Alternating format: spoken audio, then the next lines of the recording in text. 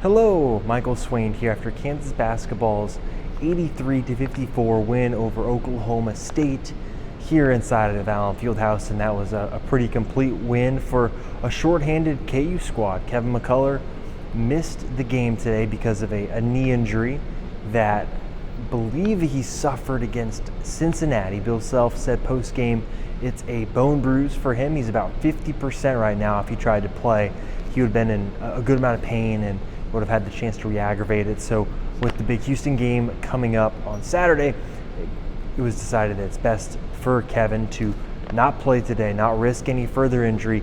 He won't practice tomorrow with the team having the day off, and then they'll reassess everything on Thursday and try and see if he's ready to go for Houston on Saturday. That's obviously going to be a big storyline to watch going into that big Houston game. But as for the performance here tonight, I thought it was a pretty complete one from KU. All 5 starters scored in double digits for just the second time this season. The only other time they've done that is the game in Stillwater earlier this month. So I think we got to start with Elmarko Jackson because he gets the start for Kevin McCullough. I thought he was pretty solid. At times this season, it feels like Elmarko has struggled with confidence and assertiveness, and I feel like you saw some of that. And maybe knowing that you've got a longer leash because there's not a veteran guy that can come and replace you off the bench like happens when he's coming off the bench and someone like McCullough is getting rest. I think you saw some of that play out where, he did make mistakes. Defensively, there were some errors. He missed a switch on one occasion, didn't track back in transition on another one that led to a foul on Hunter Dickinson. Not perfect, but I think offensively there was more confidence. You saw some of the driving that I think the coaches really want to see from him. And so that was really positive because I think we've covered plenty, right? KU's bench has not been great this year, and it needs players to step up. And maybe this is the type of performance for Elmarko that can drive that forward, that confidence, and going into every game and feeling that you can provide something. That'd be really big for KU if they can get a confident Elmarko Jackson coming off the bench, playing aggressively, not deferring to others all the time. I think that'd be pretty big. Elsewhere, KJ Adams continues to have a solid season. Went 7 of 7 from the field, had some really nice little push shots around the rim. He's someone that's been really consistent for KU this season.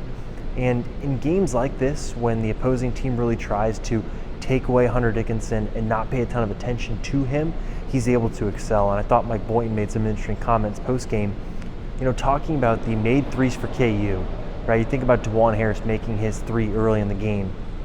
He talked about how that impacted their game plan because their game plan was going to be, hey, make KU shoot threes, go under the screen, make DeJuan shoot threes, make other guys, Elmarko, right? We've seen other teams do it. Missouri did it really well when they came here. And DeJuan making that early 3, Elmarko making that early 3 really softened things up, and then all of a sudden KU becomes an impossible team to guard. Because if you are closing out on those guys, well, they can drive past you. They can also feed it into Hunter Dickinson, who, if he's got one-on-one matchups in the post, you've got to like your chances there if you're KU. So I think overall the way the game state played out here really lended itself to being a blowout, because I think at times this season a game like this hasn't been a blowout.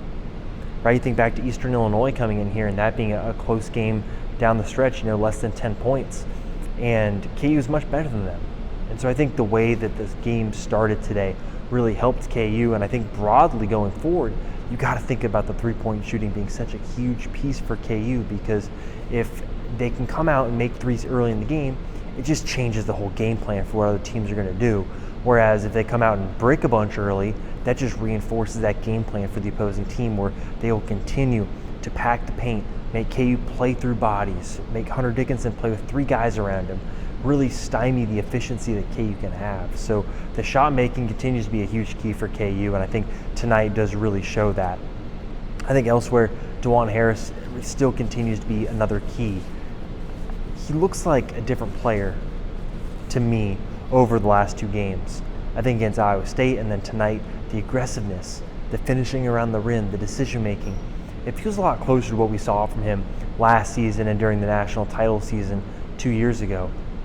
That's the version that KU needs of DeJuan Harris heading down into the second half of Big 12 play, and especially in big games like Saturday against Houston. They need the extra scoring. They're going to need his decision making to be smart, because when DeJuan is turning the ball over, all of a sudden everything gets sped up, because then DeJuan's decision making isn't as fast, and then KU doesn't have other players that can handle the ball and take pressure off him. So it makes other things really challenging for KU.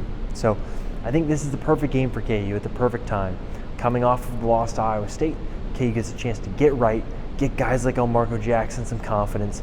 Hunter Dickinson only played, I believe, 28 minutes. DeJuan played 30 minutes. Not a high-minute game for them. That's a huge positive. And now comes probably the biggest game of the season so far for KU with the home game at Houston. So obviously plenty of content and coverage to come from that. Thanks as always for watching these post-game videos. Make sure you're leaving comments below, liking the video, subscribing to the channel. All goes a long way in helping us out. So thanks again, and we'll talk to y'all later this weekend.